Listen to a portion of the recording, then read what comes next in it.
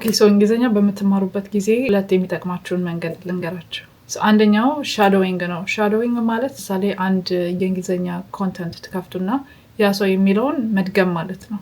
ኤቭሪ ታይም ስደጋግሙ አንደኛ ነገር ፕሮናንሲዬሽኑን ትማራላችሁ፣ ሁለተኛ ነገር ደግሞ አክሰንቱ ይገባችኋል። ሶ other people በተለያየ አክሰንት ሲያወራችሁ it becomes easier to understand ማለት ነው። ምክንያቱም አንዳንዴ አንድ አክሰንት ብቻ ለምደን በሌላ አክሰንት ለምሳሌ የዩኤስ አክሰንት ለምደን ዩኬ አክሰንት ሲመጣብን አንዳንዴ እንግሊዘኛ ነው እንደያወሩ ያሉት ራሱ የሚያስብል ነገር ይመጣልና ሰው በተለያየ አክሰንት ሻዶ ማድረግ በጣም ይረዳል። ሁለተኛው ነገር ደግሞ ሰልፍ ቶክ ነው። ከዚህ በፊት የዩቲዩብ ቪዲዮዎች ላይ ብየዋለሁ። ሰልፍ ቶክ ኢን ሴንስ ይሄ በራሳችን ሀሳብ የምናሰላሰላቸው ነገሮች አሉ አይደለም። ይሄን አድርጌ ቆይ እንደዚህ ሆኜ ይሄ ሀሳብ የምንላቸው ይሄ የምናወጣቸው የምናወርዳቸው ሀሳቦች አሉ።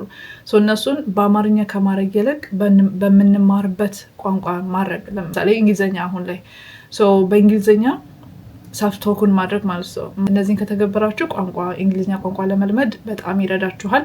በነገራችን ላይ ለ3 month የኢንግሊሽ ኮርስ ሳይን ማድረግ የምትፈልጉ ከሆነ ኦንላይን ነው። ኤኒ ስቴትስ ኤኒ ካንትሪ ሆናችሁ መውሰድ ትችላላችሁ። ግን ይሄ የተዘጋጀው አሜሪካ፣ ካናዳ እና አውሮፓ ላሉ ብቻ ነው። ሊንኩን ባዮ ላይ ማግኘት ትችላላችሁ። ጥያቄ ካላችሁ ከታች በሚገኘው የስልክ ቁጥር ልታውሩኝ ትችላላችሁ።